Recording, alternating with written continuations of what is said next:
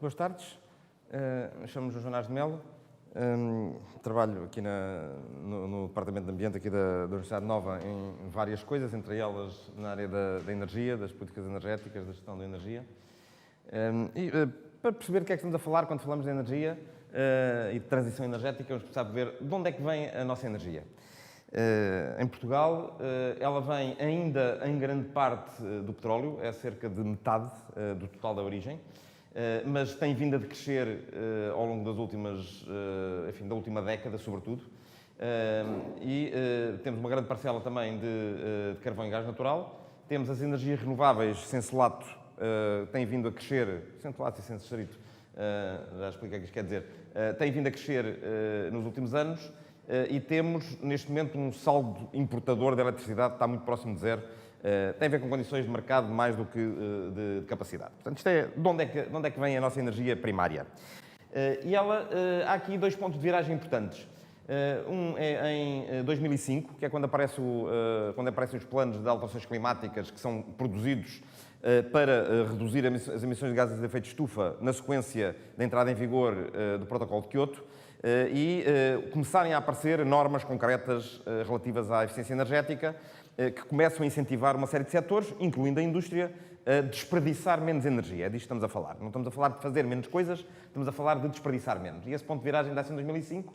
E depois temos aqui outro ponto importante, que é o início da crise. Nós, em Portugal, só começámos, de facto, a sentir a crise em 2011, que é quando entra a Troika e obriga, entre outras coisas, a repor custos de energia que estavam escondidos, digamos assim, a torná-los visíveis na fatura de energia. Portanto, isto fez com que houvesse uma quebra significativa dos consumos de energia e nos últimos anos temos assistido, digamos, a uma estagnação desses consumos. Estamos a falar de energia primária, portanto, de energia tal como ela é extraída da natureza.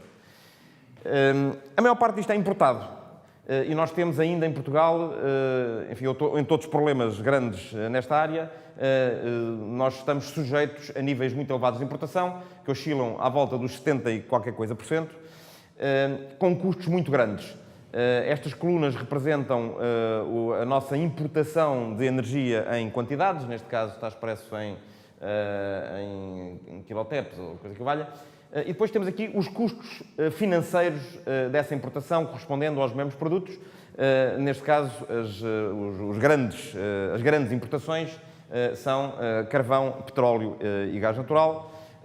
Durante alguns anos tínhamos um saldo importador de eletricidade, não porque não tivéssemos capacidade de produção, mas porque era mais barato comprá-la, nomeadamente da Espanha.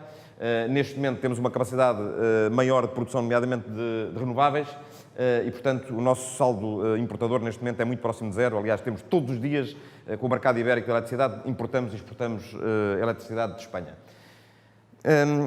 Quando este sistema começa a ser montado e quando começa a apostar mais nas energias renováveis, ainda há hoje, e houve durante alguns anos, uma tendência muito forte para apostar numa grande capacidade instalada.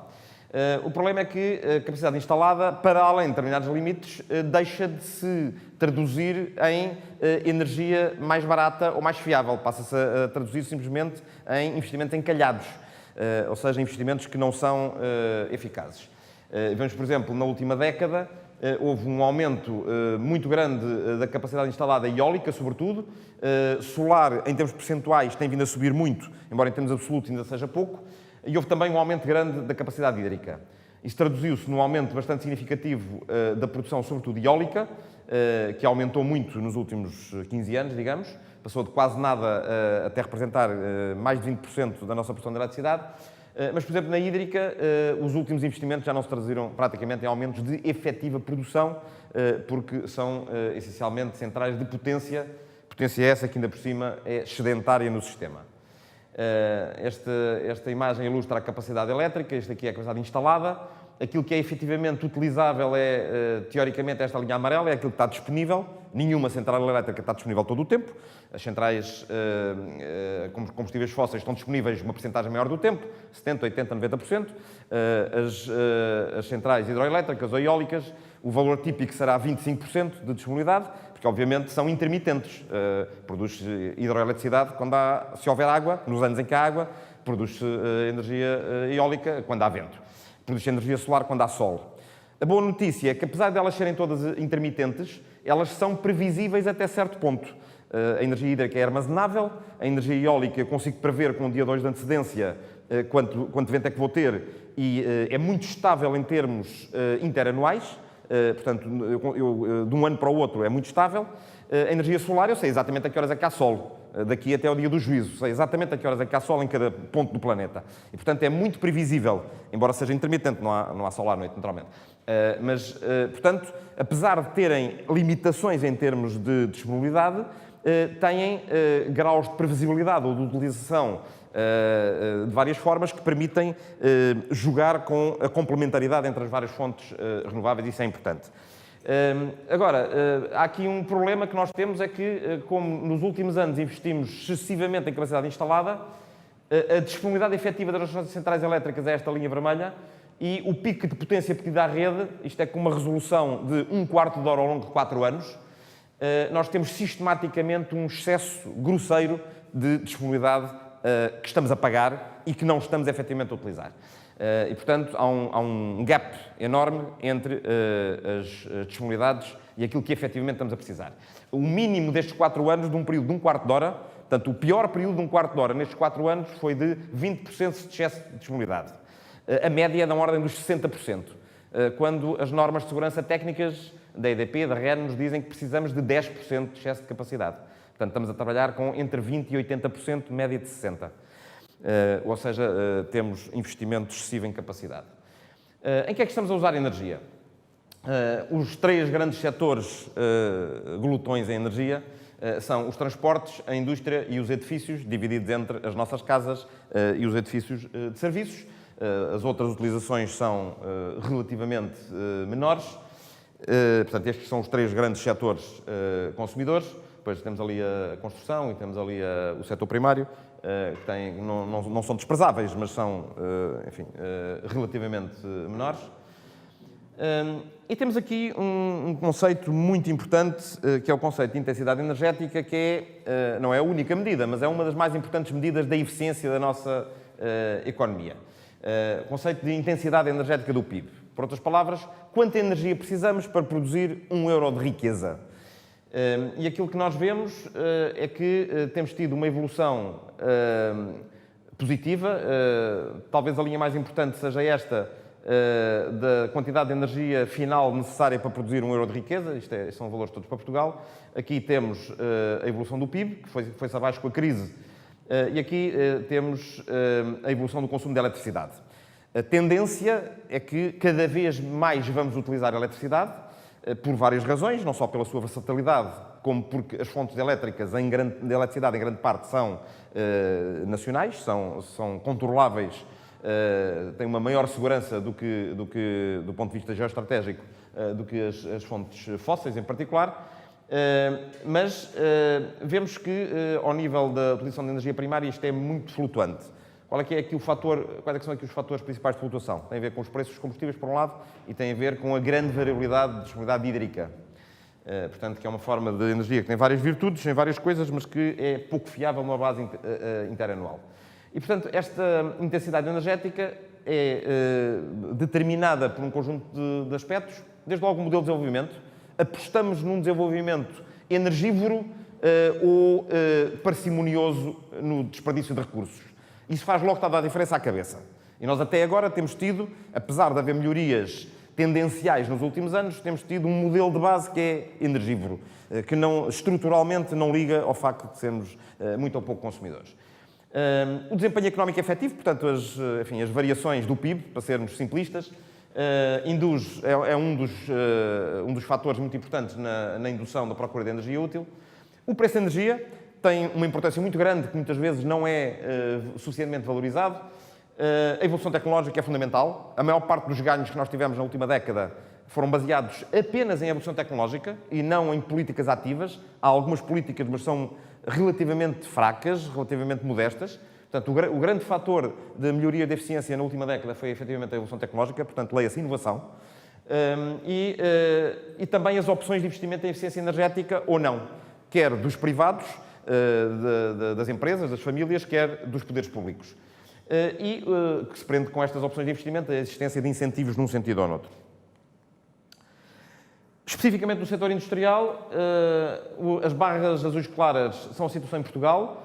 Tivemos melhorias bastante significativas, ou enfim, bastante, mais ou menos, sobretudo a partir de 2000, enfim, que se notaram mais a partir de 2005, portanto temos aqui descidas, que são descidas pressionadas pela regulamentação e pelos tais programas de eficiência energética e também pela evolução tecnológica. Depois, quando entra a crise, temos uma perda. Porquê? Porque passamos a ter uma utilização subótima das infraestruturas e dos equipamentos existentes. Se temos uma fábrica a produzir a meio gás, ela, por unidade produzido, acaba por estar a desperdiçar alguma energia, há desperdício, pelo facto de não estar a ser utilizada toda a capacidade. E, portanto, temos, nos anos da crise, temos aqui alguma perda de eficiência energética, neste caso medida pela intensidade energética do produto.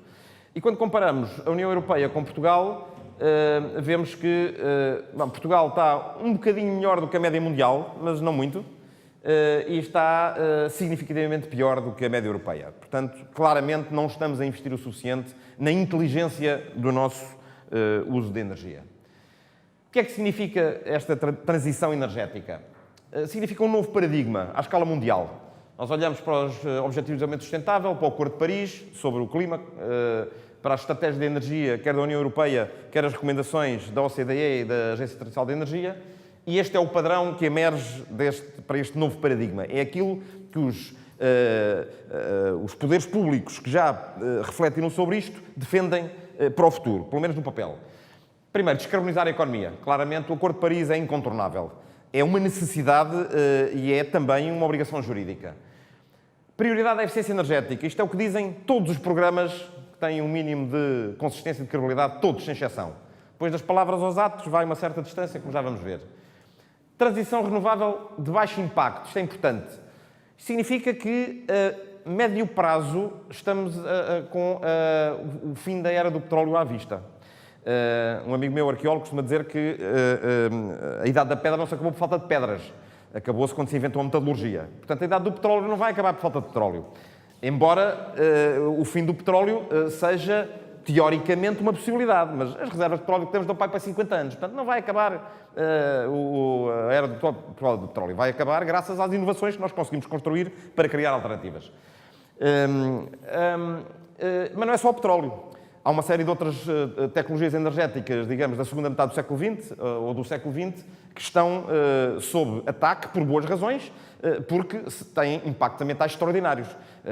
O único problema ambiental do mundo não é o efeito de estufa, embora seja importantíssimo, e por isso é que está aqui destacado, é aquele para o qual já temos ferramentas, mas há outros. Há problemas de degradação do território e da biodiversidade, há problemas de contaminação sistémica e, portanto, coisas como, por exemplo, as grandes barragens ou a energia nuclear têm problemas muito sérios ambientais e sociais que não estão ainda a ser, enfim, atacados de forma tão sistemática à escala mundial, mas que já são geradores de imensos conflitos e, portanto, claramente, se nós queremos pensar no futuro a longo prazo, são coisas que possivelmente interessarão tão pouco como o petróleo. A integração de redes e a transparência de mercados, isto é muito importante para a eficiência do sistema no seu conjunto, e há um critério muitíssimo importante que só recentemente é que começa a fazer o seu caminho, porque durante muitos anos era ignorado, que é o critério do custo de eficácia. Durante muitos anos andou-se a tentar fazer uma transição energética à custa de alguém, com tecnologias ou com empreendimentos ou com medidas de política que não eram racionais do ponto de vista económico. E, portanto, acabou o tempo das vacas gordas, vamos ter mesmo de pensar de outra maneira. Portanto, não é crível continuar a apostar nesse tipo de metodologias. Que reflexos concretos é que isto tem ao nível da empresa? Primeiro, a eficiência energética é, de longe, a melhor primeira abordagem. É aquilo que representa menores custos, menores impactos e também maior autossuficiência. Autoprodução renovável, isto neste momento é uma possibilidade, já vamos ver em termos tecnológicos o que é que isto significa. Maior autonomia, maior segurança, maior controle de custos, porque as energias renováveis, embora tenham valores de investimentos tipicamente mais altos do que as convencionais, do que as fósseis em particular, o custo operacional é muito mais baixo. E, portanto, nós sabemos qual é o custo. Temos aquele investimento à partida e sabemos quanto é que aquilo custa. Os custos operacionais são baixíssimos. Enquanto que, no caso das energias fósseis, estamos sempre dependentes desta montanha russa, esta montanha russa que são os preços da energia, não é? E, portanto, do ponto de vista de uma sustentabilidade do negócio, é preferível nós sabermos com o que é que contamos, que assim conseguimos prever o que é que nos vai acontecer. Descarbonizar é claramente uma necessidade, portanto, é evidente que quando nós apostamos numa energia renovável como a solar ou apostamos na eficiência energética, automaticamente também estamos a descarbonizar, mas isto tem que ser uma meta em si, até porque há riscos regulatórios decorrentes do Acordo de Paris. A inovação tecnológica significa muitas vezes maior competitividade e, enfim, é uma das matrizes que nós temos aqui na universidade e deste projeto em particular. E novos modelos de negócio, este conceito de adquirir energia, em vez disso, adquirir serviços de energia. Um exemplo que a Graça já deu há pouco. Oportunidades concretas na indústria. Claramente, o maior potencial para explorar é a eficiência energética, já vamos ver alguns números. Isto significa, em primeiro lugar, a gestão da energia. Auditarmos-nos, conhecer o que é que temos, evitar desperdício, fazer uma reciclagem interna da energia. Há muitos desperdícios de energia que podem ser reciclados internamente. Quando isto não funcionar, investir em equipamentos mais eficientes. É outro tipo de procedimento de decisão, se quiserem. Este é mais de um autocontrole ou de um autoconhecimento em tempo real. Este tem a ver com momentos de decisão de investimento, mas contribuem no mesmo sentido, que é apostar num potencial de eficiência energética que é muito alto. Toda a informação que nós temos nos indica isso. E a outra grande dimensão, o outro grande pilar é a transição renovável. O que é que são as coisas críticas? O que é que são os game changers? O que é que realmente vai mudar a estrutura a curto, médio e longo prazo? Neste momento, o fotovoltaico em paridade com a rede, ou seja, em custos comparáveis com os custos da rede, já é uma realidade. Não é ainda uma realidade para as nossas casas, mas já é uma realidade, por exemplo, para a maior parte das empresas de serviços, que se calhar têm no telhado área suficiente para produzir a energia que precisam durante o dia, que é quando têm os maiores consumos. Isso não dispensa necessariamente a ligação à rede, mas significa que eu vou ter energia, uma parte substancial da energia muito mais barata. Porque a energia da rede ainda enfim, tem um preço de referência, mas comparada neste momento com o fotovoltaico, a energia da rede, se o meu fotovoltaico for para autoconsumo, já é competitivo utilizar. E quem diz isto diz várias outras tecnologias. Armazenagem distribuída. Uma parte da dificuldade das renováveis, como eu disse, é que são intermitentes e, portanto, precisamos de armazenar energia. Ora, hoje em dia já há tecnologia que nos permite, com vários tipos de tecnologias, seja com baterias, embora ainda sejam muito caras, seja com sistemas inerciais, seja com sistemas de acumulação térmica, enfim, há uma série de sistemas que permitem que as próprias empresas funcionem como armazéns de energia que podem vender esse serviço à rede. É mais barato fazer isso de forma descentralizada do que estar a fazer mais armazenagem centralizada de energia, por exemplo, através da bombagem hidroelétrica, que é um bom sistema até certas potências. Dali para a frente já deixa de ser rentável porque o investimento é muito caro e passa a ser mais interessante para o sistema do seu conjunto apostar nessa armazenagem descentralizada. Novos modelos de negócio. Há muitos novos modelos de negócio. O novo conceito é o chamado prosumer, produtor-consumidor. As ESCOs, as empresas de serviços energéticos, as cooperativas, enfim, há uma série de novos modelos de negócios que permitem isto. Microgeração renovável e a um nível, enfim, mais genérico, não à escala da empresa estrito sensu, mas à escala daquilo que os parceiros sociais devem exigir dos poderes públicos, uma reforma fiscal que promova maior equidade, promova também o ambiente e promova mais sustentabilidade, inclusive económica. Qual é que é o potencial que nós encontramos? As auditorias feitas no âmbito do sistema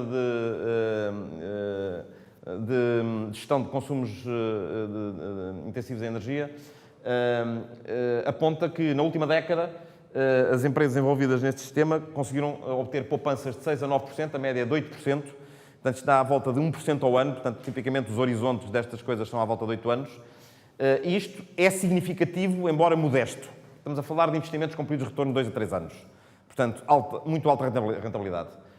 E depois temos potenciais de poupança identificados nas auditorias feitas, que representam, consoante as empresas, entre 2% a 23% dos consumos, com períodos de retorno de 4 a 7 anos, que as empresas não implementaram.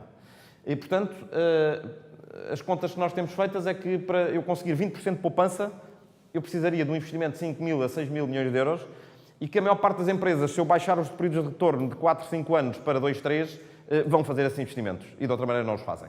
Portanto, isto é a informação que nós temos, isto é um estudo que foi feito há 5 anos atrás, estamos agora a atualizar isso. Isto é compatível com os resultados que nos vêm da ADEN, da Direção-Geral de Energia. A verdade é que há muitas barreiras à concretização destas poupanças. Isto é uma ilustração do fenómeno do fotovoltaico. Onde é que estavam os custos do fotovoltaico há uma década? Onde é que eles estão agora?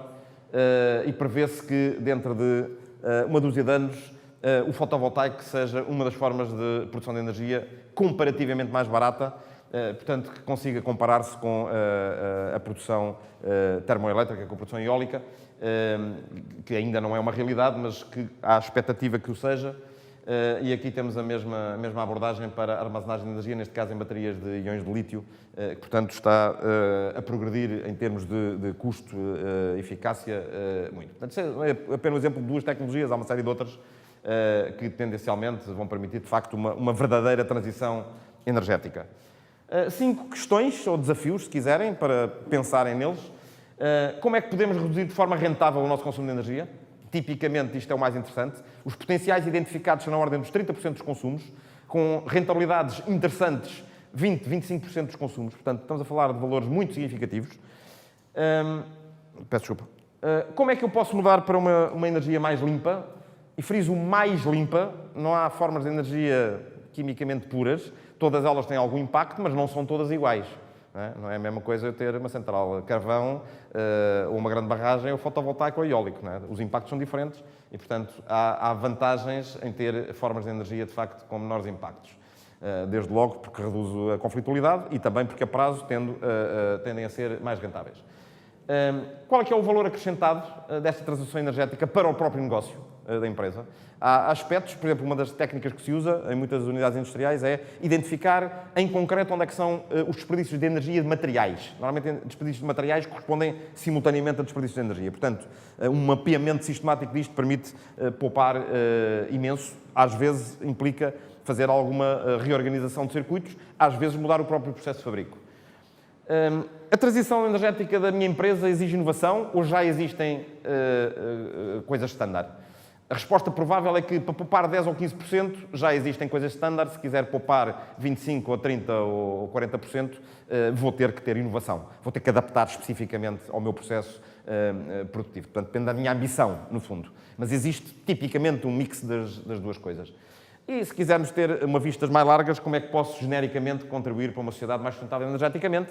As empresas são também atores sociais e, portanto, podem também desempenhar um papel se perceberem como é que o sistema funciona e podem ajudar a melhorar o sistema fora de portas, digamos assim. Muito obrigado.